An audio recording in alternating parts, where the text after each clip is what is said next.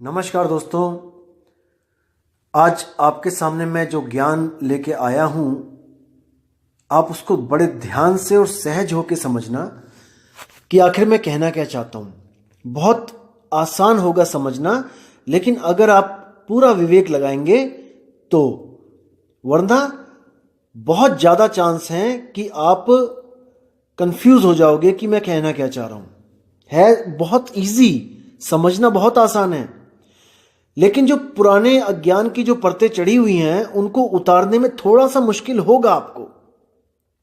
लेकिन अगर आप पूरा विवेक लगाओगे, पूर्ण विवेक के द्वारा समझोगे, तो बात जरा सी होगी, उसको बड़े आराम से समझ सकते हो आप।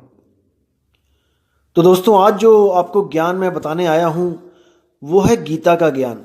क्योंकि देखो, कई भगत लोग, अब मेरे भाई मुझे मेल करते हैं, मैसेज करते हैं कि गीता में इतने श्लोक में ये लिखा है, गीता में उतने श्लोक में ये लिखा है, इस मंत्र का जाप कर लो, उसका जाप कर लो, ओम तत्सत कर लो। दोस्तों, बहुत कुछ लिखा होता है हर ग्रंथ में, लेकिन आपने दूध और पानी का निबेड़ा करना होता है। हर चीज हर ग्रंथ में भी सही नहीं लिखी होती है। कहने का मतलब वो होती है, लेकिन अलग अलग विद्यार्थियों के लिए अलग अलग ज्ञान होता है। दोस्तों, इसको थोड़ा सा विवेक लगाओगे तो सब समझ में आ जाएगा। ऐसा नहीं है कि नहीं समझ में आएगा। जैसे आपको मैंने बताया कि पवित्र ज्ञान और मूल ज्ञान दोनों अलग अलग ज्ञान हैं। ये ज्ञान देने के वक्त पहले शिष्य को परखा जाता है कि वो उस काबिल है जो उसको ज्ञान दिया जाए। अगर शिष्य विवेकी नहीं है तो दोस्तों उसको मूल ज्ञान नहीं समझ में आएगा। आप बता भी दोगे तब भी उसके सिर के ऊपर से जाएंगी बातें, और उसका विश्वास पक्का नहीं हो पाएगा, क्योंकि वो अपने अंदर से उस विवेक को पैदा नहीं कर पा रहा है, जिसके कारण उसको विश्वास होगा, पूर्ण विश्वास होगा। और बिना पूर्ण विश्वास के वो चीज प्रकट हो ही नहीं सकती। इसीलिए साहिब ने कहा है कि मोको कहां ढूंढे रे बंदे, मैं तो तेरे पास में, खोजी होए तुरंत मिल जाऊं एक पल की तलाश में। कहे कबीर सुनो भाई साधो, मैं तो हूं विश्वास में। अब ये जो विश्वास है दोस्तों, ये आपको कोई दे नहीं सकता कि आपने झोली फैलाई कि गुरुजी मुझे विश्वास दे दो और गुरुजी उसमें विश्वास डाल दे। नहीं दोस्तों, ये विश्वास अंदर से पैदा होता है, अंदर से। ये विवेक के द्वारा पैदा होता है। जब आप विवेक करते हो किसी भी चीज पे, तब आपको अंदर से जो शक्ति मिलती है उसको विश्वास कहते हैं, जो आपको विश्वास करने पे मजबूर कर देती है। तब आप पूर्ण विश्वास में आ जाते हो, और फिर आपको अगर कोई उस विश्वास से हटाना भी चाहे दोस्तों, वो हटा नहीं सकता आपको, क्योंकि वो विश्वास आपको अंदर अंतर आत्मा से आया है। वो आपको किसी ने दिया नहीं है, वो आपका विश्वास अंदर से पैदा हुआ है। तो जिन भाइयों का विश्वास इस चीज में लग चुका है कि गीता के इस अध्याय के इस श्लोक में लिखा है कि मेरा एक ओम मंत्र है और उसकी साधना करने से मैं ऐसे सुख देता हूं, ऐसे हो जाता है, वैसे हो जाता है, या जो ओम तत्सत मंत्र है गीता के इतने अध्याय के इतने श्लोक में, उसको करने का आदेश हुआ है परमात्मा का। नहीं मेरे भाई, नहीं। परमात्मा को जो आदेश हुआ है वो इतना पीछे नहीं है कि 13वें 14वें 15वें अध्याय में होगा।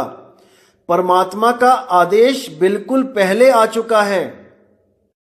पहले अध्याय में आप देखेंगे तो उसमें धृतराष्ट्र को सारा कुछ बताया जा रहा है कि कैसे कैसे युद्ध हो रहा है, कौन कौन सामने खड़ा है, आमने सामने खड़ा है, और अर्जुन ने तीर कमान नीचे रख दिया है, कह रहा है मैं नहीं लड़ूंगा।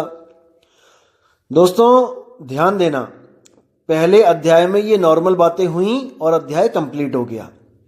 अब इसके बाद जो दूसरा अध्याय आता है, उसमें कृष्ण ने अर्जुन को पूरा ज्ञान, जो स्पष्ट ज्ञान है, जो मूल ज्ञान है, वो देने के लिए पूरा जोर लगा दिया, पूरा जोर लगाया उसने।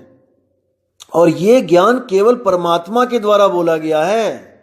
ये परमात्मा की दया हुई है तो कृष्ण जी के मुंह से ये ज्ञान निकला है, और बिल्कुल शुरू में निकला है। ये बाद में नहीं निकला, ये बिल्कुल शुरू में निकला है।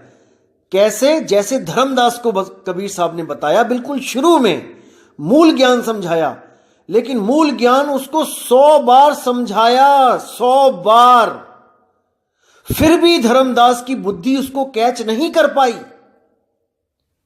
इतना मूल ज्ञान था वो कि धर्मदास उसको समझ ही नहीं पाया कि कबीर साहब बोल क्या रहे हैं।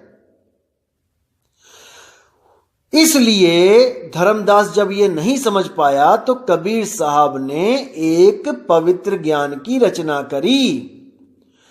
उन्होंने एक कहानी का रूप देकर उस मूल ज्ञान को लिपिबद्ध करवाया, एक छोटी सी कहानी का रूप देकर, जिससे धर्मदास, जिसकी थोड़ी मोटी बुद्धि थी, जो पूरा विवेकी नहीं था, क्योंकि मैंने बताया आपको वो पत्थरों की पूजा करता था उस वक्त। अब आप खुद समझ सकते हो, जो इंसान पत्थरों को भगवान मान के बैठ गया है, उसका लेवल ऑफ विवेक कितना होगा। आज आप अपने आप को ज्ञानी समझते हो, आप समझते हो कि हाँ, हम पत्थर पूजा नहीं करते हैं, वो पत्थरों में जान नहीं होती है, पत्थरों में भगवान नहीं होता। सोचो कि आप से भी लेवल डाउन था धर्मदास का उस वक्त। अभी आप लोग आत्मज्ञान की बात इतने 1 महीने से सुन रहे हो, तब भी आधे लोग अभी भी नहीं समझ पा रहे हैं। अभी भी कह रहे हैं सार शब्द क्या है, वो नाम मंत्र में है कि तंत्र में है, कि वो बोलने में है कि नहीं है। सोचो, 1 महीना हो गया मुझे बताते हुए आपको, अभी भी कुछ भाइयों का लेवल नहीं ऊपर उठ पा रहा है। और जबकि वो लोग इतना जानते हैं कि पत्थरों की पूजा नहीं करनी है, इतना लेवल तो उनका विवेक बुद्धि है, लेकिन इससे ऊपर नहीं उठ पा रहा है। तो सोचो, विवेक जो धर्मदास जी के पास था वो कितना लेवल डाउन का था। उनको मूल ज्ञान कहां से समझ में आ जाएगा जब आपके नहीं दिमाग में जा रहा है वो, जबकि आप कबीरपंथी भी हो, तब भी आप नहीं समझ पा रहे हो। आपने गीता भी पढ़ी है, तब भी आप उस आत्मा के गुण को नहीं समझ पा रहे हो, आत्मज्ञान को नहीं समझ पा रहे हो। तो धर्मदास कैसे समझता, अर्जुन कैसे समझता। तो अर्जुन को भी बिल्कुल शुरू में सबसे पहले मूल ज्ञान दिया गया कि अर्जुन, आत्मा के बारे में सुन कि आत्मा कैसी होती है, क्या होती है। आप अध्याय 2 उठाइए और आप कहीं से भी स्टार्ट कर दीजिए। देखिए, अध्याय 2 जो है उसका नाम क्या बताया गया है, नाम क्या लिखा है उसका, गीता का सार। सार, सार मतलब निचोड़, सत्य। यानी पूरी गीता में से केवल अध्याय 2 का अध्ययन कर लोगे तो आपको गीता का सार पता लग जाएगा कि गीता का मूल ज्ञान क्या है। अब मैं आपको समझाता हूं कि गीता के अध्याय 2 में क्या लिखा है। अध्याय 2 में जब 16वां श्लोक आप पढ़ोगे, वहां से जो सार का ज्ञान है वो शुरू हो जाता है, आत्मा का ज्ञान। तो क्या लिखा हुआ है कि नास्तो विदते वाला जो आप श्लोक पढ़ोगे तो उसमें देखिए उसका अर्थ क्या है कि तत्वदर्शियों ने यह निष्कर्ष निकाला है। यहां तत्वदर्शी का मतलब है जो सत्य असत्य को जान रहा है। तत्वदर्शियों ने यह निष्कर्ष निकाला है कि असत यानी भौतिक शरीर का तो कोई चिर अस्तित्व नहीं है, किंतु सत यानी कि आत्मा अपरिवर्तित रहता है। उन्होंने इन दोनों की प्रकृति के अध्ययन द्वारा यह निष्कर्ष निकाला है, यानी दोनों के बारे में ज्ञान अर्जित करके कि शरीर तो बदलता रहता है लेकिन आत्मा कभी बदलता नहीं है। आत्मदेव वो जैसा है वैसा ही रहता है, जैसा वो बचपन में है वैसा ही वो बुढ़ापे में होगा, वो कभी बदलता नहीं है, क्योंकि वो काल से रहित है, काल से परे है, वो अजन्मा है। अब यही आत्मदेव क्या है, ये सारे शरीर में व्याप्त है, मतलब उसकी जो चेतन सत्ता है, चेतना है, उसकी पूरे शरीर में व्याप्त है। उसे ही तुम अविनाशी समझो। उस अव्यय आत्मा को नष्ट करने में कोई भी समर्थ नहीं है। उस आत्मा को कोई नहीं मार सकता। अर्जुन, तू मोह को त्याग और युद्ध कर। अब आप जब 19वां श्लोक पढ़ोगे तो देखो कितना स्पष्ट है। जो इस जीवात्मा को मारने वाला समझता है तथा जो इसे मरा हुआ समझता है वे दोनों ही अज्ञानी हैं, क्योंकि आत्मा ना तो मारता है ना मारा जाता है। यानी कि आत्मा अकर्ता है, वो कभी कोई कर्म नहीं करता। जितने भी कर्म हो रहे हैं ये सब प्रकृति के द्वारा हो रहे हैं, 3 गुणों के द्वारा हो रहे हैं। आत्मा से केवल शक्ति ली जा रही है। मन और तन दोनों का जो है कर्ता धर्ता आत्मा बना हुआ है, आत्मदेव बना हुआ है, और मन और तन दोनों ही आत्मा से शक्ति लेके अपना काम कर रहे हैं। तो आगे 20वें श्लोक में क्या लिखा है कि आत्मा के लिए किसी भी काल में ना तो जन्म है ना मृत्यु है। वह ना तो कभी जन्मा है, ना जन्म लेता है और ना जन्म लेगा। वह अजन्मा है, नित्य है, शाश्वत है, पुरातन है। शरीर के मारे जाने पर भी वह मारा नहीं जाता। यह है आत्मा के गुण। ये सार बताया जा रहा है अर्जुन को, लेकिन अर्जुन इन बातों को नहीं समझ पा रहा है, क्योंकि उसका विवेक इतना नहीं है। वो एक आम जीव है, आम एक राजा है। वो कोई साधु महात्मा नहीं है जो इन बातों को वो समझेगा। आपने हमने 20-20 साल लगा दिए हैं संत मत में, इसलिए आज हम आत्मा को समझने की कोशिश कर रहे हैं। लेकिन एक आम आदमी आत्मा के गुणों को नहीं समझ सकता भाई। किसी राजा को उठा के, जैसे अब कोई प्रधानमंत्री, कोई मुख्यमंत्री है जो पूरा पॉलिटिक्स में रमा हुआ है, आप उसको जाके आत्मा का ज्ञान देने लगोगे, वो सो जाएगा, बोर हो जाएगा। वो कहेगा अरे क्या सुना रहा है भाई कहानी, हमें नहीं चाहिए आत्मा वात्मा, क्योंकि उसका उसमें कोई दिलचस्पी नहीं है, उसके लिए बोरिंग सब्जेक्ट है ये। इसीलिए कृष्ण जी ने कहा था कि कुछ लोग आत्मा के बारे में सुनते हैं, कुछ लोग आत्मा के बारे में पढ़ते हैं, कुछ लोग आत्मा के बारे में जानने की कोशिश करते हैं, लेकिन फिर भी वो लोग आत्मा को समझ नहीं पाते। समझो इस बातों को। तो अर्जुन भी उनमें से एक है जो आत्मा को जान ही नहीं पाया, वरना अध्याय यहीं पे खत्म हो जाते, आगे बढ़ने की जरूरत ही नहीं थी। अगर वो इस चीज को समझ जाता कि आत्मा अजन्मा है, आत्मा किसी को मार नहीं सकता, आत्मा को कोई मार नहीं सकता, उसी वक्त धनुष उठा के लड़ने लग जाता, आगे के अध्याय खत्म हो जाते, कुछ होता ही नहीं आगे। अगर इतने में समझ जाता, आगे जाके ओमकार भी नहीं बताना पड़ता अर्जुन को कि ओम का जाप कर, और ना ही ओम तत्सत के बारे में बताना पड़ता। अगर अर्जुन यहीं पे समझ जाता उस आत्मा के बारे में, तो अगर धर्मदास जी भी उस समय समझ जाते आत्मा के ज्ञान को, तो अनुराग सागर और कबीर सागर भी ना बनता। लेकिन धर्मदास नहीं समझ पाया, इसलिए उनको इस ग्रंथ की रचना करनी पड़ी।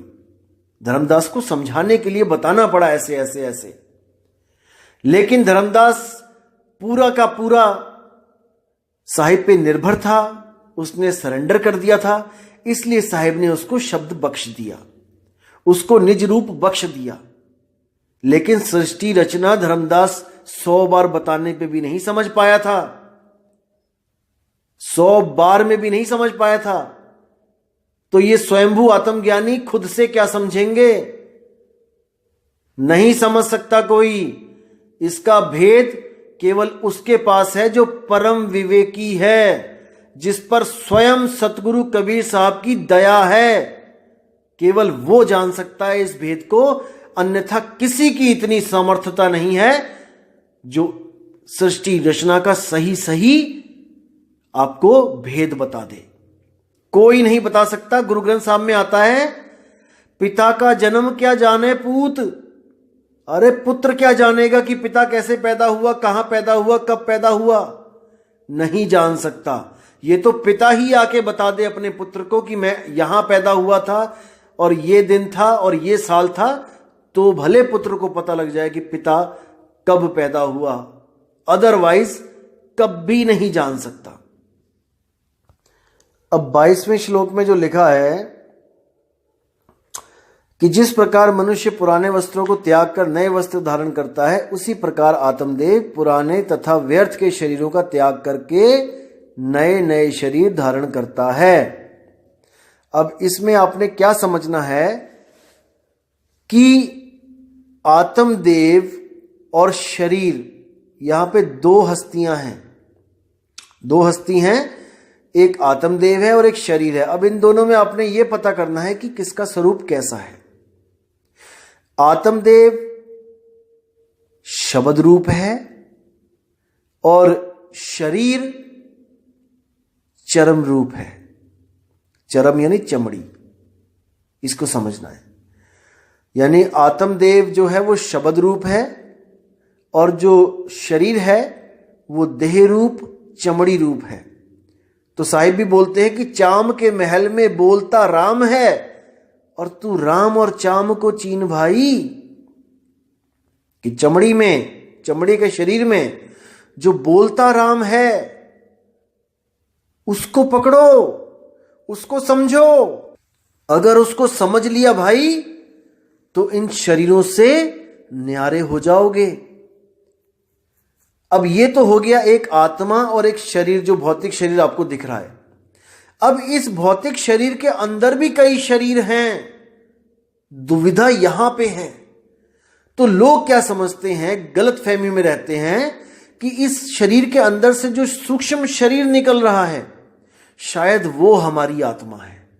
दोस्तों प्रॉब्लम यहां पे है, हम लोग सूक्ष्म शरीरों को ही आत्मा समझ लेते हैं, जबकि सूक्ष्म के साथ शरीर लग रहा है। अब जब शरीर लग रहा है तो वो आत्मा कैसे हो सकती है?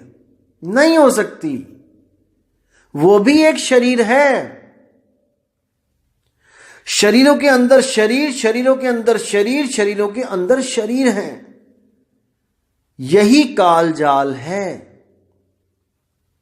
और इस काल जाल में घुसने के लिए जो रास्ता बना है वो है हमारी त्रिकुटी। अगर आपको इस स्थूल शरीर से सूक्ष्म शरीर में जाना है तो दोस्तों एक गुप्त रास्ता है, वो है इंगला पिंगला सुषमणा का रास्ता। जो भी गुरु आपको इंगला पिंगला सुषमणा के अंदर ले जाएगा, दोस्तों समझ जाना कि उसने आपको गलत रास्ते पे डाल दिया है। अब आपको बचाने वाला कोई नहीं है। आप अपने आप स्थूल शरीर से सूक्ष्म शरीरों में चले जाओगे, जाते ही जाओगे, जाते ही जाओगे। ये अनंत काल का सफर है दोस्तों, ये कभी खत्म नहीं होगा। जैसे भूल भुलैया में सफर कभी खत्म नहीं होता। एक पॉइंट जाता है, थोड़ी देर बाद वही पॉइंट घूम के आ जाता है, फिर इधर से घूम के आते हो, फिर वही पहुंच जाते हो। दोस्तों इसी तरह ये जो काल का जाल है ये त्रिकुटी से ही शुरू होता है। जो भी त्रिकुटी में चला गया वो जिंदगी भर नहीं निकल सकता। इसलिए कबीर साहब ने सीधे इसका काम ही खत्म कर दिया, सहज साधना बता के। आंख न मूंदो, कान न रूंदो, तनिक कष्ट मत धारो। साहिब कहते हैं कि आंख बंद करने की जरूरत नहीं है, त्रिकुटी में जाने की जरूरत नहीं है, बिल्कुल नहीं है। केवल उन लोगों के लिए जो आत्मज्ञान को समझ गए हैं, जो आत्मज्ञान को प्राप्त करना चाहते हैं, उनके लिए। और जो लोग आत्मज्ञान को समझ ही नहीं पा रहे हैं, घड़ा पक ही नहीं रहा है, घड़ा कच्चा है, उसमें पानी नहीं डाला जाता।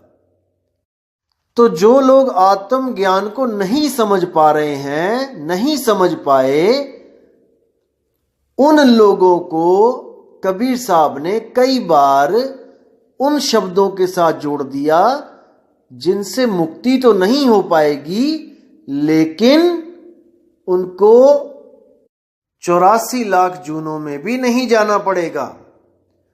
उनको भी कुछ ना कुछ भक्ति करने के लिए कबीर साहब ने प्रोत्साहित किया और उनको खोटे कर्मों से बचाने के लिए, ताकि आगे उनको दोबारा मनुष्य देह मिले, उनकी जो नीचे के लेवल की भक्तियां थीं उनसे जोड़ा। लेकिन फिर भी वो बोलते रहे, जोड़ने के बावजूद बोलते रहे कि भाई वो शब्द अकह है, नी अक्षर है, नी शब्द है। तो जिस जिस बंदे का विवेक जागता रहा, सत्संग में बैठता रहा, तो वो आके कबीर साहब से अपना कल्याण करवाता रहा। तो घड़े को बनाता है जब कुम्हार, तो वो जब बना के तैयार करता है तो बिल्कुल घड़े के जैसी ही शेप होती है उसकी, कच्ची मिट्टी की। पूरा देखने में लगता है कि घड़ा है, लेकिन कुम्हार उसमें कभी भी पानी नहीं डालता।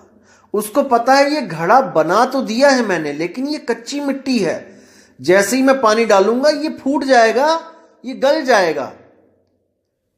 इसलिए उसको पकाया जाता है, और जब वो पक के निखर के बाहर आता है अग्नि में से, तब उसमें पानी डाला जाता है।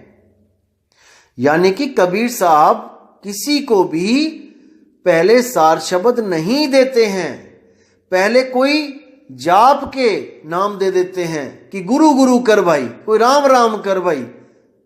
जैसे हमारे गुरुजी भी पहली बार में सार शब्द नहीं देते हैं, पहली बार में 4 या 5 नाम देते हैं जो जपने में आते हैं, 52 अक्षरी नाम। वो देने का भी कोई मकसद होता है, क्योंकि घड़ा कच्चा है, अभी उसमें सार शब्द दिया जाएगा वो नहीं समझ पाएगा। इसलिए उसको केवल भक्ति से जोड़ने के लिए कुछ नाम दे दिए जाते हैं, और उसके बाद उन्हीं दिए हुए नामों को गलत बता के सार शब्द की महिमा बताई जाती है सत्संग में। जब आप जोड़ोगे, आप देखोगे कि जब आपको प्रथम चरण में जो नाम मिलेगा, उसमें गुरुजी आपको 4 या 5 या कितने भी, जितना उनका मन करेगा वो नाम आपको दे देंगे। वो नाम आपको दे देंगे जपने के लिए कि भाई इसको उठते बैठते जपना। यानी कि आपका मन अब गुरु के नाम में जुड़ना शुरू हो, आपको जो काम बताया गया है आप वो काम करो। और जब आप सत्संग में बैठोगे तब गुरुजी खुद अपने मुखारबिंद से बोलेंगे कि वो नाम बोलने लिखने पढ़ने में नहीं आता।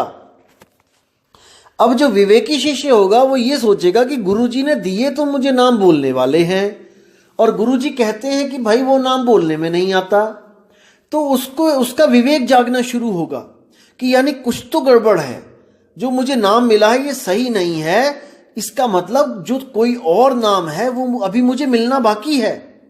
जिज्ञासा बनेगी, गुरु से सवाल जवाब करेगा, गुरु उसको संतुष्ट करेगा जवाब दे दे के, साखियां बता बता के। और जब उस बच्चे को इतना समझ में आ जाएगा कि वो नाम विदेह है, वो अकह है, वो अनामी है, वो निशब्द है, वो निअक्षर है, तब वो गुरु से उस नाम को लेने की अरदास करेगा, भेद जानने का अरदास करेगा। तो पहला चरण हो गया आपको जब नाम दिया बोलने वाला। दूसरा चरण हो गया आपका सत्संग, कि कितने समय तक आप सत्संग में सीख नहीं समझ नहीं जाते कि वो नाम बोला नहीं जा सकता। यह है आपका दूसरा चरण। और तीसरा चरण होता है जब आप ज्ञान को समझ जाते हो और गुरु से सार शब्द का भेद प्राप्त करते हो। इसलिए कबीर साहब ने बोला, प्रथमे शिष्य होवन जो आई, ताको पान देओ तुम भाई। जब देखो तुम दृढ़ता ज्ञाना, ताको कहो शब्द परवाना।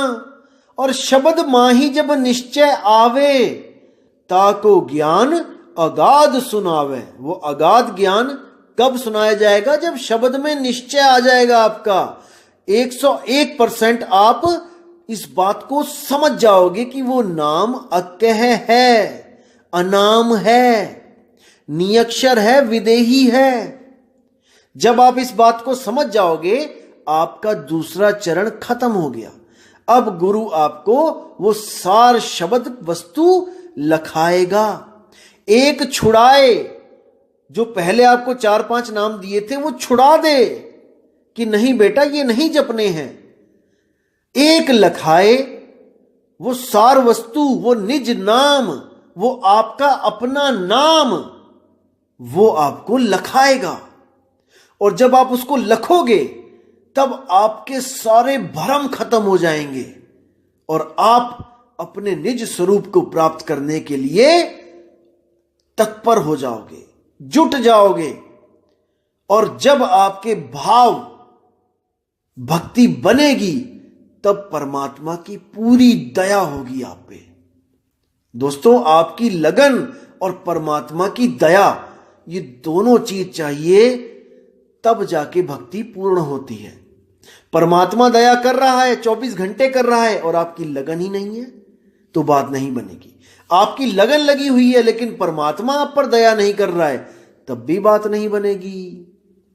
इसलिए अरदास भी करना है और भक्ति भी करनी है, दोनों चीज करनी पड़ेंगी। अरदास भी करनी है और अपना फर्ज भी निभाना है, भजन भक्ति भी करनी है और उससे मालिक से दया की भीख भी मांगनी है। और जैसे ही वो प्रकट हो गया दोस्तों, फिर आप ही आप हो, फिर दो नहीं रहे।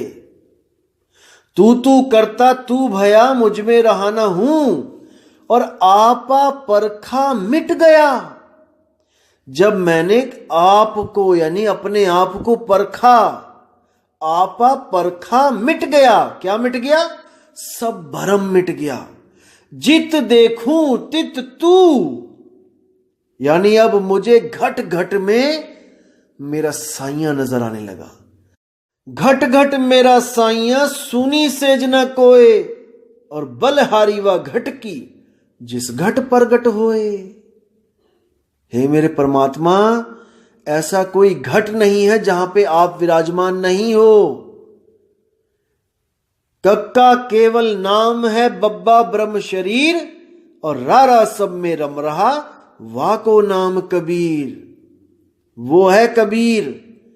जब आप अपनी 10 इंद्रियां और इस मन माया को कंट्रोल कर लोगे, तब आप स्वयं कबीर हो जाओगे। कबीर कबीर क्या करे तू खोज आपन शरीर, और 10 इंद्रियां बस में कर तू आप ही आप कबीर। कबीर साहब कहते हैं कि तुझ में मुझ में भेद नहीं है, ये केवल मन और माया का भेद है। जिस दिन तूने अपने स्वरूप को लख लिया, उस दिन तुझ में मुझ में कोई फर्क नहीं है। बस देह का फर्क होगा कि तू देह में है और मैं देह से न्यारा हूं। जिस दिन देह छूट गई, तू और मैं एक ही समझना, अब दो नहीं रहे। तो इन बातों को समझना है दोस्तों, इस ज्ञान को समझना है। ये कबीर साहब का मूल ज्ञान है। ये बहुत बहुत कम लोगों की बुद्धि में जाता है, बहुत कम लोग इसको समझ पाते हैं, इसलिए बिरला बोला गया है इसको, बिरला। अरे लाखन में कोई समझ ना पई है, कोटि मध्य जानेंगे, कहे कबीर सुनो बैसादो, हमें बिरले हंस पहचानेंगे। कहते हैं 1 लाख लोगों को अगर आप सत्संग करोगे, उनमें तो कोई समझ ही नहीं पाएगा, लाखन में कोई समझ ना पई है। कोट मध्य जानेंगे, करोड़ लोगों को सत्संग करोगे, उनमें से कुछ विवेकी लोगों को समझ में आएगा ये आत्मज्ञान। और कहे कबीर सुनो बैसादो, मुझे बिरले हंस पहचानेंगे। यानी कि मुझे जो ज्ञान दाता है, जगत गुरु है, सारे ब्रह्मांडों में जो एक ही है, जो सबका गुरु है, उसको कोई बिरला पहचानेगा। नहीं तो सब के सब ब्रह्म को ही सत्य मानेंगे, ब्रह्म में ही ध्यान लगाएंगे और ब्रह्म की ही स्तुति करके ब्रह्म ज्ञान को प्राप्त हो जाएंगे। पार ब्रह्म ज्ञान तक कोई नहीं पहुंच सकता जब तक स्वयं पार ब्रह्म परमेश्वर आकर अपना भेद ना बता दे। स्वयं आकर हमें हमारा आत्मज्ञान ना दे दे। जब तक कोई नहीं जा सकता, उस पार ब्रह्म अवस्था को प्राप्त नहीं कर सकता। सब ब्रह्म अवस्था में आके ही एको ब्रह्मास्मि कहकर शांत हो जाते हैं। उससे आगे रास्ता नहीं मिलेगा। त्रिकुटी में जो भी गया है वो धुर नहीं पहुंच पाया, नहीं पहुंच पाया। त्रिकुटी के अंदर 5 ब्रह्म हैं, अवस्थाएं हैं, 5 ब्रह्म अवस्थाएं हैं। मैं अगली बार ये शब्द खोलूंगा, संतों सब शब्दे शब्द बखाना, शब्द फांस फंसे सब कोई शब्द नहीं पहचाना। इसमें 5 शब्दों का वर्णन है और वही 5 ब्रह्म अवस्थाएं हैं। मैं उनको अच्छी तरह खोलूंगा आपको, ताकि आपको कर नैनो दीदार महल में प्यारा है उस शब्द को समझने के लिए एक पौड़ी मिल जाए। जब इस शब्द को समझ जाओगे तो कर नैनो दीदार का जो अगला पार्ट आएगा उसको समझने में आपको देर नहीं लगेगी।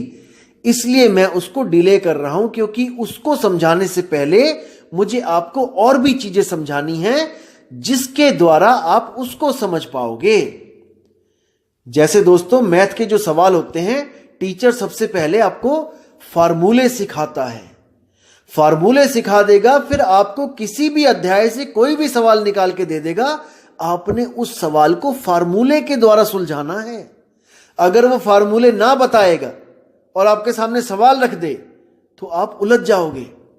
इसलिए आपको मैं सारे फार्मूले बताऊंगा और उसके बाद में सारे ज्ञान को खोलता जाऊंगा पौड़ी दर पौड़ी, ताकि आपको कंफ्यूजन ना हो। क्योंकि मुझे सुनने वाले सब विवेकी नहीं हैं। मुझे पता है अगर 3000 बंदा आज जुड़ा है तो उसमें मैं केवल 2% को विवेकी मानता हूं दोस्तों। 2% मान के चलो, इससे ज्यादा विवेकी नहीं है। सुन भले रहे हैं मुझे, लेकिन 50-60 लोगों से ज्यादा कोई भी नहीं समझ पा रहा है इस ज्ञान को। गारंटी के साथ कह रहा हूं मैं। 50 भी मैंने बहुत ज्यादा बोल दिया।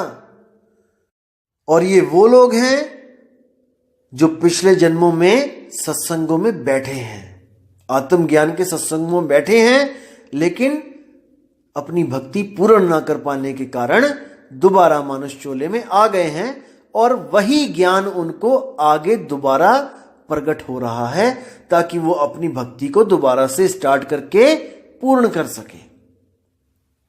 तो दोस्तों गीता के ज्ञान पे आते हैं। आज मैं गीता में आपको जो सार है गीता का वो बताना चाहता था। जब अर्जुन को सारा ज्ञान कृष्ण जी ने आत्मा का ज्ञान दिया, वो समझ नहीं पाया, उसका मोह भंग नहीं हुआ, वरना उसी वक्त वो धनुष बाण उठा लेता और उसके बाद तीसरा, चौथा, पांचवा, छठा से लेके आगे के अध्याय कोई बोलने की जरूरत ही नहीं थी, क्योंकि ये अध्याय बोलने का मकसद केवल उसका मोह भंग करना था, जो विराट रूप देखने के बाद उसका भंग हुआ। जब देखा उसने कि सबको मारने वाला ये काल सबको खा रहा है और यही खा रहा है, यही पैदा कर रहा है, तब जाकर उसका मोह भंग हुआ कि मैं सच में किसी को नहीं मार रहा हूं, ये तो सब इनके द्वारा मारे जा चुके हैं। तो दोस्तों दूसरा अध्याय आत्मज्ञान के ऊपर है पूरा, इसको अच्छी तरह आपने पढ़ना है। अब मैं मुद्दे पे आता हूं कि आत्मज्ञान आखिर क्या चीज है। क्या बोला आत्मज्ञान के बारे में कृष्ण जी ने, जो ये अधूरे गुरु आपको नहीं पढ़ा रहे हैं। क्योंकि अगर इन्होंने ये दोहे, ये श्लोक आपके सामने रख दिए तो इनकी धूप अगरबत्ती की दुकानें नहीं चलेंगी, इनकी 7-7, 8-8, 10 हजार की आरतियां नहीं होंगी, लाख लाख रुपए का यज्ञ नहीं होगा। इसलिए आपको अज्ञान में रखा जाता है, ज्ञान से दूर। आपको इन अध्याय के बारे में तो बताया ही नहीं जाएगा, जो मैं आज आपको खोल के बताऊंगा दोस्तों। तो अर्जुन को आत्मा के बारे में बताते हुए कृष्ण जी ने क्या बोला कि आत्मा अखंडित है। 23वां श्लोक देखना दोस्तों, साफ कहता है कि यह आत्मा ना तो कभी किसी शस्त्र द्वारा खंड खंड किया जा सकता है यानी काटा जा सकता है, ना अग्नि द्वारा जलाया जा सकता है, ना जल द्वारा भिगाया जा सकता है, वायु द्वारा ना सुखाया जा सकता है। तो आपको काल भूनेगा कैसे? मुझे एक बात बता दो, काल तपत शिला पे भूनेगा कैसे जब उसको जलाया ही नहीं जा सकता? तो भुनेगा कैसे? भूनने का मतलब होता है जलने के बाद रंग बदल जाना। जैसे आप कुछ भूनते हो, भुट्टा भूनते हो, शुरू में वो पीला होता है और उसके बाद वो काला हो जाता है। तो जब आत्मा को जलाया नहीं जा सकता तो भूनेगा कैसे? दोस्तों भूना जाता है शरीर, आत्मा नहीं भूना जाता है। फिर समझ लो अच्छी तरह, आत्मा और शरीर में आप लोग कंफ्यूज हो। सूक्ष्म शरीरों को भी जलाया जा सकता है, काटा जा सकता है। आप लोग सपने देखते हो, सपनों में क्या आता है? सूक्ष्म शरीर आते हैं, उसमें कुत्ते पीछे पड़ जाते हैं, शेर पीछे पड़ जाते हैं, आपकी गर्दन कट जाती है, आपके हाथ कट जाते हैं, बहुत कुछ होता है। लेकिन वो भी सूक्ष्म शरीर है जो आत्मा के द्वारा ही चलाया जा रहा है। अगर आपने आत्मा को जान लिया तो सब तरह के शरीरों से मुक्ति हो जाती है। इसको समझो। अगर आत्म ज्ञान में आ गए फिर किसी भी शरीर में नहीं जाना। देह छोड़ते हुए अगर आपके शरीर से सूक्ष्म शरीर निकल गया तो दोस्तों आप 100% किसी भी गर्भ में जाओगे ही जाओगे, कोई नहीं रोक सकता आपको। इसलिए कबीर साहब कहते हैं कि अपने आप को पहचान ले, तू एक आत्मा है। और जब तू अपने आप को पहचान लेगा तो इस शरीरों को, इन सारे शरीरों को कपड़े की तरह उतार देगा। शरीरों में से कुछ नहीं निकलेगा, कुछ निकालना ही नहीं है। अरे ना कहीं आना ना कहीं जाना, आपे में आप समाना। अगर सूक्ष्म शरीर निकलेगा तो वो कहीं जाएगा, और अगर वो कहीं जाएगा तो इसका मतलब आप अभी सत्य को नहीं प्राप्त कर पाए हो, आप तो आने जाने में लगे हो। इसीलिए नामदेव जी ने बोला है कि ना कहीं गया ना आया, साफ बोल दिया उन्होंने। क्योंकि उन्हें घर बैठे, अपने घर बैठे बैठे आत्म स्वरूप मिल चुका था। उनकी सुरती आत्मा में रमी हुई थी, अकाल में रमी हुई थी। वो सब शरीरों से न्यारे हो चुके थे। तो इसी में जब अर्जुन को बताया गया कि आत्मा अखंडित है, अघुलनशील है, उसको ना तो कोई जला सकता है ना कोई उसको सुखा सकता है, बहुत कुछ बताया, लेकिन अर्जुन का मोह भंग नहीं हुआ। अब उसको लानतें भी दी गई कि तू अगर ऐसे नहीं लड़ेगा तो लोग कहेंगे कि ये तो कायर है, ये डर गया, ये बेकार है, ये कलंक है राजपूतों पे, क्षत्रियों पे, बहुत कुछ बोला। दोस्तों फिर भी उसका मोह भंग नहीं हुआ, फिर भी वो लगा रहा मेरे दादा है, मेरा चाचा है, मेरा मामा है। तब दोस्तों दूसरा अध्याय खत्म हो गया, यानी कि अब अर्जुन को सार नहीं समझ में आया, चैप्टर क्लोज। अब उन्होंने आगे भक्ति के बारे में बताया कि अगर आत्मा की भक्ति की जाए तो क्या होता है। और जो ज्ञान में पुरुष रहते हैं, ज्ञान अर्जित करने के लिए जो तत्पर रहते हैं, वो दो तरह के पुरुष होते हैं। तीसरे अध्याय का तीसरा श्लोक जब आप पढ़ोगे उसमें साफ लिखा है कि हे अर्जुन, मैं पहले ही बता चुका हूं कि आत्म साक्षात्कार का प्रयत्न करने वाले दो प्रकार के पुरुष होते हैं। कुछ इसे ज्ञान योग द्वारा समझने का प्रयत्न करते हैं तो कुछ भक्तिमय सेवा के द्वारा। अब इन दोनों के सार को समझना है दोस्तों, क्या होते हैं ये दोनों प्रकार के जो भगत होते हैं। एक समझते हैं ज्ञान योग से, जो ज्ञानी पुरुष हैं, जो विवेकी लोग हैं, वो तो सीधे सत्य को पकड़ लेते हैं। वो तो इतने विवेकी होते हैं कि आत्मा के ज्ञान को एकदम जच जाता है उनके मन को, और वो आत्म ज्ञान में रम जाते हैं। और जो दूसरे होते हैं वो होते हैं अविवेकी, जिनकी बुद्धि बालक के समान होती है। दोस्तों भक्ति तो उनसे भी करवानी है ना, अगर भक्ति नहीं करेंगे तो वो 84 में चले जाएंगे। इसलिए उनको सार भक्ति नहीं बताई जाती है, उनको कोई छोटी मोटी भक्तियों में लगा दिया जाता है ताकि इनका मन वहां पे लगा रहे। जैसे जब लड़की छोटी होती है तो गुड्डे गुड़ियों में ही वो खुश रहती है, उनकी ही शादियां करती रहती है, बहुत खुश हो जाती है। और जब वो बड़ी लड़की, जब उसकी शादी होती है और सच में उसके जिंदगी में कोई लड़का आ जाता है तो उसको कोई गुड्डे गुड़ियां दे खेलने को तो वो नहीं खेलेगी। अब उसके सपनों का राजकुमार उसको स्वयं मिल चुका है, अब वो गुड्डे गुड़िया में क्या खुशी ढूंढेगी। इसी तरह लेवल का फर्क होता है बुद्धि का। कुछ लोग ज्ञानी होते हैं जिनको केवल सार से मतलब होता है, और कुछ अज्ञानी होते हैं जो कुछ भी पकड़ाने पे कुछ भी पकड़ लेते हैं।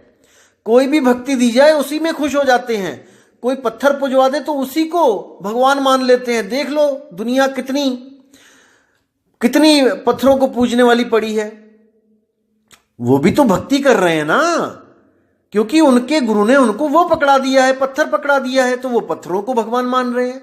सोचो, अगर आपको कोई कहे कि पत्थर की पूजा कर लो, आप कबीरपंथी हैं, इसमें 80 से 90% कबीरपंथी सुनते हैं मुझे, अगर मैं उन लोग को बोलूं कि भाई पाथर पूज लो, तो आप नहीं पूजोगे। क्यों? दुनिया तो पूज रही है, क्योंकि आपका विवेक का लेवल बढ़ चुका है। मेरे भाइयों, इस बात को समझो। बच्चा जब स्कूल में एडमिशन लेता है तो सारी उम्र पहली क्लास में थोड़ी नहीं रहता है, वो आगे से आगे बढ़ता रहता है, विवेक बढ़ता रहता है, क्लासें बढ़ती रहती हैं। तो पहले 2 अध्यायों में गीता के, दूसरा और तीसरा, इसी में सार है। अगर ये दोनों समझ लिए दोस्तों, आगे बढ़ने की जरूरत ही नहीं है, आगे का लेक्चर सुनने की जरूरत ही नहीं है। आगे का लेक्चर उसके लिए बनाया गया है जो इन दोनों में भी सार को नहीं पकड़ पाए। जब अर्जुन दोनों अध्यायों में भी नहीं समझ पाया, तो अर्जुन को कहीं तो लगाना था ना। अर्जुन सबसे प्रिय था कृष्ण जी का, उसको 84 में थोड़ी नहीं ढकेलना था। इसलिए उसको आगे से आगे और लो लेवल का ज्ञान देते चले गए कि कुछ तो समझेगा ये। तो आगे जाके जब विराट रूप दिखाया, जब किसी ज्ञान को भी नहीं समझ पाया तो विराट रूप दिखाना पड़ा, विराट रूप दिखाया, तब जाके उसका मोह भंग हुआ। तो इसको समझो दोस्तों, अध्याय 3 में दोनों प्रकार के पुरुषों का जिक्र कर दिया गया है कि एक तो ज्ञानी पुरुष होते हैं, अज्ञानी पुरुष होते हैं। जो ज्ञानी पुरुष होते हैं वो क्या करते हैं, वो केवल और केवल आत्मा को जानते हैं, केवल आत्मा को। आप 3 अध्याय का 17वां श्लोक पढ़िए, क्या लिखा है। उससे पहले भी पढ़िए, 14, 15 भी पढ़िए, कि उसमें नियत कर्मों के बारे में है कि वेदों में नियमित कर्मों का विधान है और ये वेद साक्षात श्री भगवान से प्रकट हुए हैं, फलता सर्वव्यापी ब्रह्म यज्ञ कर्मों में सदा स्थित रहता है। ये 15वां श्लोक है कि वेदों के द्वारा नियमित कर्मों को करो, जैसे वेदों में लिखा है उसको भी करो, क्योंकि इसमें दोनों तरह के पुरुषों का जिक्र है। तो ये भी बताया जा रहा है साथ में, क्योंकि दोनों ज्ञान रखे जाएंगे इसी अध्याय में। तो लेकिन ये हो गया नियमित कर्म, जो वेदों के द्वारा यज्ञ करो, जप करो, मंत्र करो, माला फेरो, जो मर्जी करो वेदों के द्वारा। और एक है आत्मज्ञान, वो है 17वां श्लोक। उसमें क्या है कि किंतु जो व्यक्ति आत्मा में ही आनंद लेता है तथा जिसका जीवन आत्म साक्षात्कार युक्त है और जो अपने में ही यानी कि आत्मा में ही पूर्णतया संतुष्ट रहता है, उसके लिए कुछ करणीय कर्तव्य नहीं होता। बिल्कुल स्पष्ट, यानी कि जो आत्मा में रम गया उसके लिए जोत अगरबत्ती, धूप अगरबत्ती, यज्ञ, पूजा, माला फेरना, सब खत्म, सब कुछ खत्म, कुछ नहीं करना, कुछ भी नहीं करना, वो सब कर्म कांड में आ जाता है। और आत्मज्ञान कर्म कांड से न्यारा है। 3 अध्याय का 17वां और 18वां श्लोक पढ़ लेना, ये पूरी गीता का सार है, आत्मज्ञान का सार है। अगर इन दोनों श्लोकों को आपने समझ लिया दोस्तों, पूरी गीता पढ़ने की जरूरत नहीं पड़ेगी, साइड में उठा के रख देना। केवल 2 श्लोक समझ लो। अगर इन 2 श्लोकों को आप समझ गए तो मान के चलो कि 99% आप कबीर साहब का ज्ञान समझ गए। अब केवल 1% रहता है, वो है आत्मा का भेद, जो गीता में नहीं है। बस गीता को 99% मान के चलो और कबीर साहब के ज्ञान को 100% मान के चलो, तब बात 100% बनेगी। अब देखो 17वें अध्याय में कह दिया कि जो व्यक्ति आत्मा में ही आनंद लेता है, आत्मा में ही संतुष्ट है, उसके लिए कुछ करणीय कर्तव्य नहीं होता। अब जो अगला श्लोक है 18वां, उस श्लोक का जो सार है वो क्या है, गुरु न चेला रहूं अकेला। यही इस श्लोक का सार है। देखिए क्या लिखा है कि स्वरूप सिद्ध व्यक्ति, जो स्वरूप सिद्ध है यानी जिसको आत्मज्ञान हो गया है, स्वरूप सिद्ध व्यक्ति के लिए ना तो अपने नियत कर्मों को करने की आवश्यकता रह जाती है। नियत कर्म क्या होते हैं, जो वेदों में लिखा गया है, जो पुराणों में लिखा गया है। आप 15वां श्लोक देख लेना, इसी अध्याय का, उसमें साफ लिखा है कि जो भी वेदों में नियमित कर्मों का विधान है वो श्री साक्षात भगवान द्वारा बोले गए हैं, लेकिन उनको भी करने का कोई प्रयोजन नहीं रह जाता। वो कर्म भी करने जरूरी नहीं रह जाते, उनको भी त्याग दो। कोई ओम नहीं, कोई ओम तत्सत नहीं, कोई मूर्ति पूजा नहीं, कोई माला नहीं फेरनी, 108 माला फेरते हैं, कोई घी के दिए नहीं जलाने, कोई यज्ञ नहीं करना, केवल आत्म सत्ता में रमण करना है। कितना स्पष्ट है, क्या लिखा है? स्वरूप सिद्ध व्यक्ति के लिए ना तो अपने नियत कर्मों को करने की आवश्यकता रह जाती है, ना ऐसा कर्म करने का कोई कारण रह जाता है। कोई कारण ही नहीं बचा कि मुझे ये सब कर्म करने पड़े। उसे किसी अन्य जीव पर निर्भर रहने की आवश्यकता भी नहीं रह जाती है। कितना स्पष्ट कर दिया कि अब आपको जब आत्म स्वरूप को प्राप्त हो जाते हो, उसके बाद आप किसी भी प्रकार की मदद की जरूरत नहीं रह जाती किसी जीव से। कोई कहे कि गुरुजी आपके साथ जाएंगे, नहीं जाएंगे। कोई कहे गुरुजी काल के सिर पे पैर रखवाएंगे वहां जाके, नहीं रखवाएंगे। कोई कहे गुरुजी आपको काल से बचाएंगे, नहीं बचाएंगे, क्योंकि आप स्वयं मुक्त हो चुके हो। आप स्वयं उस अवस्था को प्राप्त कर चुके हो जहां पर काल आपके सामने खुद माथा टेकेगा। समझो इस बात को दोस्तों, आत्मज्ञानी के सामने काल नहीं टिक सकता।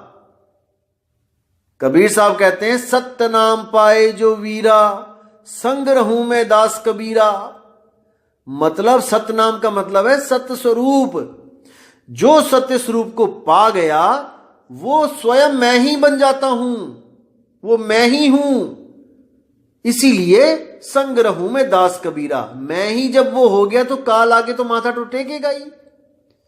राम कबीरा एक भय हैं, कोई ना सके पछाणी। आत्म स्वरूप में रमते ही आपका और परमात्मा का स्वरूप एक सा हो जाता है। अब काल ने कुछ नहीं करना, वो तो माथा टेक के कहेगा, मालिक आपको कौन, आपका क्या बिगाड़ू मैं।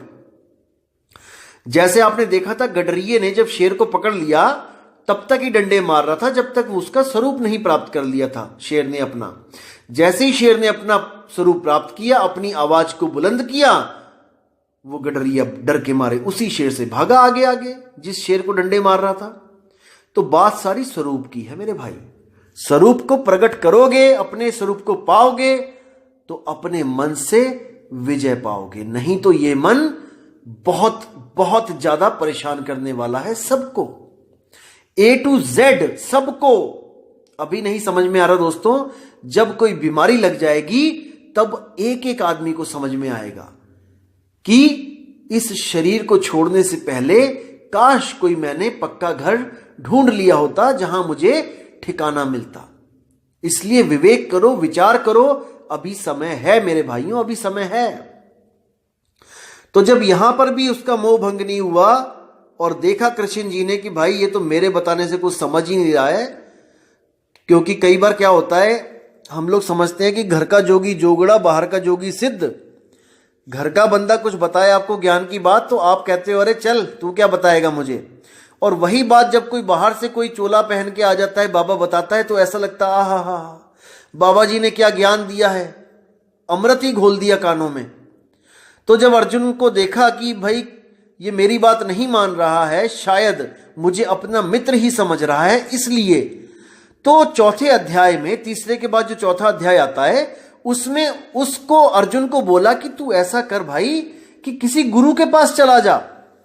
मैं तो तेरा मोह भंग नहीं कर पा रहा हूं, लेकिन किसी गुरु के पास जाकर ये ज्ञान समझना, इसी ज्ञान को, आत्म ज्ञान को उस गुरु से समझना जिसने अपने स्वरूप को प्राप्त कर लिया हो। आप चौथे अध्याय का 34वां श्लोक देखोगे तो उसमें साफ लिखा है कि तुम गुरु के पास जाकर सत्य को जानने का प्रयास करो। सत्य क्या है? आत्मा ही सत्य है, बाकी सब कुछ असत्य है। आत्म ज्ञान बिना सब झूठा, क्या काबा क्या काशी, अरे जल में बीन प्यासी, मुहे देखत आवे हासी। तो कहते हैं उनसे विनीत होकर, यानी कि निम्न पद में आकर, उनको अपना गुरु मानकर और खुद उनके दासों के दास बनकर उनसे विनीत होकर जिज्ञासा करो, उनसे मांगो, सत्य को मांगो और उनकी सेवा करो। सेवा जरूरी है मेरे भाई, सेवा जरूरी है। कुछ पाखंडी लोग, कुछ स्वयंभू आत्मज्ञानी लोग आपको विमुख करेंगे गुरुओं से कि गुरु की सेवा करने की जरूरत नहीं है, गुरु के पैर दबाने की जरूरत नहीं है, गुरु के पास कुछ दान पुण्य करने की जरूरत नहीं है, कोई पैसे देने की जरूरत नहीं है, कुछ करने की जरूरत नहीं है। मेरे भाई, जब तक तुम सेवा नहीं करोगे गुरु की, तुम्हारा अहंकार खत्म नहीं हो सकता। कुछ लोग कहते हैं कि पैसे देने जरूरी हैं।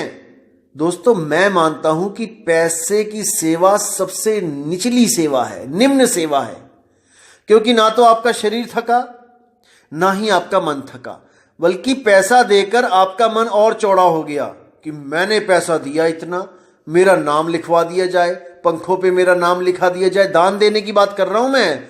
लोग दान देते कम है और अपना नाम ज्यादा करवा लेते हैं। अखबार में नाम छपवाएंगे, कम से कम 1200 रुपए लगेगा, और दोस्तों 500 रुपए का पंखा देके उसके तीनों पर पे नाम लिखवा लेंगे और आती जाती दुनिया उसको देखेगी। 500 में नाम छप गया। अखबार में छपवाना हो 1200 से कम नहीं लगते हैं। सस्ते में बढ़िया नाम प्रचार कर लिया अपने नाम का।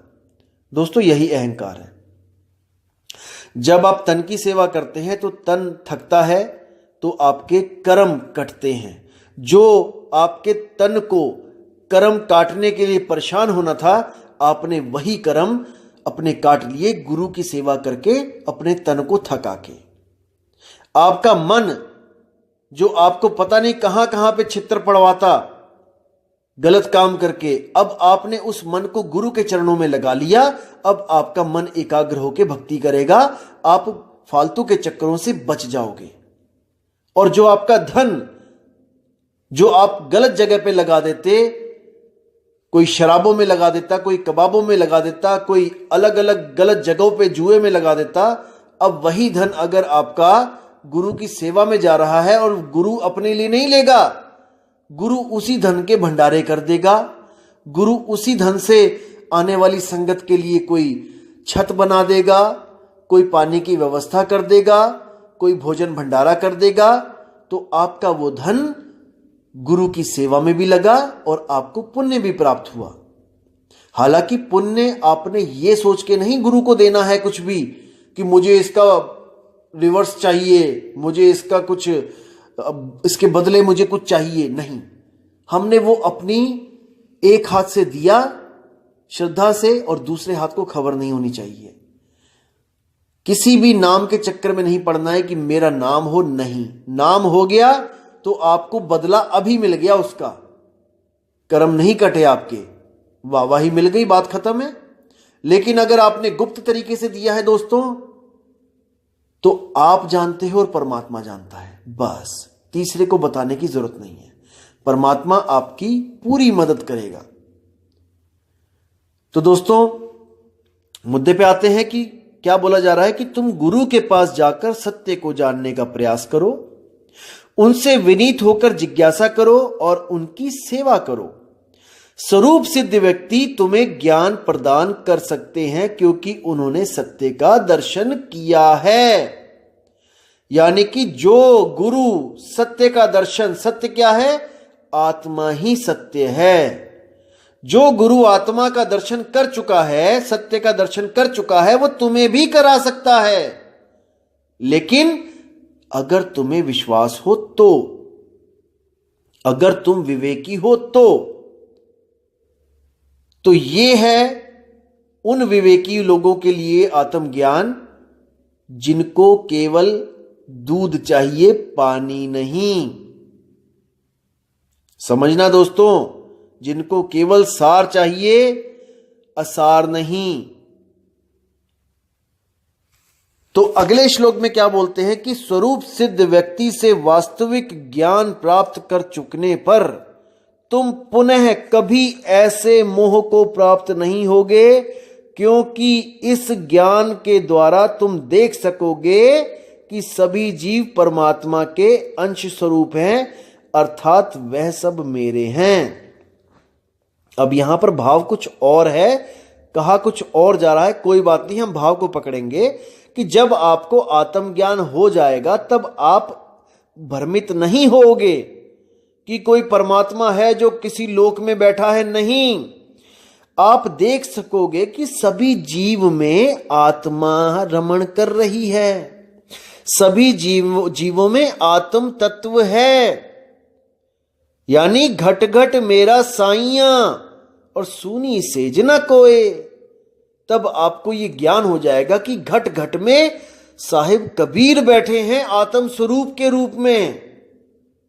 कबीर केवल नाम बोलने के लिए बोल रहा हूं मैं, इसका मतलब यह मत समझना कि टोपी वाले कबीर बैठे हैं। कबीर का मतलब है आत्मदेव, सोहम। घट घट में सोहम विराजमान है। अब सोहम ऊपर और है, सत सुकृतिक नाम। वो कौन है? जो इस ज्ञान को देने आता है इस दुनिया में, वो है सत सुकृत। सोहम यानी आत्मा, वो घट घट में है, और जो परमात्मा है वो घटों से न्यारा है, यानी शरीरों से न्यारा है। वो ज्ञान देने आता है कि तुम भी घट से न्यारे हो जाओ, इस शरीर से न्यारे हो जाओ, विदेही हो जाओ, देह को त्यागो, विदेही हो जाओ और मेरी अवस्था को प्राप्त कर लो। बिल्कुल सिंपल। तो ये मूल ज्ञान है, और जिन लोगों को यह ज्ञान नहीं समझ में आता उन लोगों को 84 से बचाने के लिए क्या ज्ञान दिया जाता है कि भाई ओम का जाप कर लो, ब्रह्म ज्ञान तक पहुंच जाओ, उसके बाद फिर आ जाना चोले में, या फिर तुम कोई माला फेरने लग जाओ, या फिर तुम नाक की कुंडली पे ध्यान करने लग जाओ, या फिर तुम माथे में ध्यान करने लग जाओ, त्रिकुटी पे ध्यान लगाना शुरू कर दो, ज्योति देख लो, अनहद नाद सुन लो कानों में उंगलियां डाल के, या फिर तुम श्वासों में उस श्वासों से जाप करना शुरू कर दो, सोहंग सोहंग सोहंग, ओम सोहंग ओम सोहंग, ओम सोहम सत्य कबीर, ओम सोहम सत्य कबीर, कुछ भी करने लग जाओ। तो कहने का मतलब यही है कि सार सार तो गही रहे थोथा दे उड़ाए। जो विवेकी होगा वो सार को ग्रहण करेगा, थोथा नहीं ग्रहण करेगा। लेकिन दुनिया में नजर मार के देखो, इतने लोग सार को ग्रहण नहीं कर रहे हैं जितना थोथा ग्रहण कर रहे हैं। लेकिन कुछ तो कर रहे हैं ना भाई, वो भी कुछ तो करवाया जाएगा। जैसे आपने एंट्रेंस एग्जाम दे दिया एमबीबीएस का, बच्चे देते हैं, बायो के स्टूडेंट्स देते हैं, तो भाई अगर 100 सीटें हैं तो 1000 बच्चा है एडमिशन लेने के लिए जो बैठा है, और एमबीबीएस की 100 सीटें हैं तो 100 को ही मिलेगा ना वो ज्ञान। 101 थोड़ी नहीं चले जाएंगे, उसमें सारे थोड़ी नहीं चले जाएंगे। लेकिन जो 100 के अलावा हैं वो भाई, उनको किसी को बीएएमएस मिल जाएगा, किसी को बीएचएमएस मिल जाएगा, किसी को बीयूएमएस मिल जाएगा, किसी को डेंटल मिल जाएगा। तो कहने का मतलब एमबीबीएस सबको नहीं मिलेगा, लेकिन कुछ ना कुछ तो करना है ना भाई, या कुछ भी नहीं करना है। इसी तरह जितना भी ज्ञान इसमें बोला गया है कि ओम तत्सत, यानी कि दूसरे और तीसरे अध्याय के बाद जो कुछ बोला गया है, कुछ भी बोला गया है, वो सब असार है। सार शुरू शुरू में बता दिया गया है दूसरे और तीसरे अध्याय में, इसी में से निचोड़ निकाल लो आत्मज्ञान चाहिए तो। नहीं तो उसके बाद जितना भी बताया गया है वो योग बताया गया है, ध्यान विधियां बताई गई हैं कि नाक की कुंडली पे ध्यान लगा लो, त्रिकुटी में ध्यान लगा लो, ओम का मंत्र जप लो, ओम तत्सत कर लो। वो सब असार है दोस्तों। अब आपने विवेक करना है कि सार पकड़ना है कि असार पकड़ना है, यह आपकी मर्जी है। सतगुरु ऐसा चाहिए जैसा सूप सुहाए, सार सार तो गही रहे और थोथा दे उड़ाए। अब आप देख लो कि आपने थोथा पकड़ना है या सार पकड़ना है। मैंने तो आपके सामने विवेक रख दिया है, अब आपकी मर्जी है, क्योंकि आपका जीव है। आप देखो कि अपने जीव को कहां भेजना है। जन्म मरण में भेजना है तो ओम तत्सत पे आ जाओ, और अगर सार को पकड़ना है, मोक्ष प्राप्त करना है, तो तीसरे अध्याय का 17वां और 18वां श्लोक अच्छी तरह कंठस्थ कर लो और अपने जीवन में उसको उतार लो। सिंपल सी बात है, सब कुछ आपके सामने है। तो दोस्तों, सत्संग कुछ ज्यादा लंबा हो गया है, तो मैं गीता का ज्ञान आपको पूरा बताऊंगा, क्योंकि कई लोग भ्रमित हो जाते हैं कि गीता में तो बहुत कुछ लिखा है। मैं गीता की एक एक श्लोक आपको बता सकता हूं कि क्या भाव है उसका। देखो दोस्तों, इन बातों को समझना पड़ेगा कि गीता क्या कहना चाह रही है। देखो, अक्षरों को पकड़ते हैं सब, भावों को नहीं पकड़ते। एक एक चीज आपको, एक एक श्लोक ऐसे क्लियर कर दूंगा जिसको समझ के 1% भी आपके दिमाग में दुविधा नहीं आएगी। दोस्तों, बिल्कुल क्लियर हो जाएगा। एक एक श्लोक, एक एक श्लोक ऐसा दिमाग में आपके फिट हो जाएगा कि आपको कोई भ्रमित नहीं कर पाएगा गीता का नाम लेके कि गीता में ये लिखा है, गीता में वो लिखा है। यकीन करना दोस्तों, इतना समर्थ है कि एक एक श्लोक ऐसे कंठस्थ करवा दूंगा उनके सार के साथ कि आपसे कोई ज्ञान चर्चा सपने में भी नहीं कर पाएगा। लेकिन मैं चाहता हूं कि आप केवल सत्य को पकड़ो, क्योंकि सार सार गहे रहो, थोथा दे उड़ाए। हमने थोथे में टाइम वेस्ट नहीं करना है, क्योंकि सांस हमारी एक एक कम हो रही है। इसलिए हमने जल्दी से जल्दी अपना कल्याण करवाना है, आत्मज्ञान में आ जाना है। दोस्तों, आत्मज्ञान से बड़ा कोई ज्ञान नहीं है, कोई ज्ञान नहीं है। इसको समझ जाओ, आत्मज्ञान ही निज नाम है।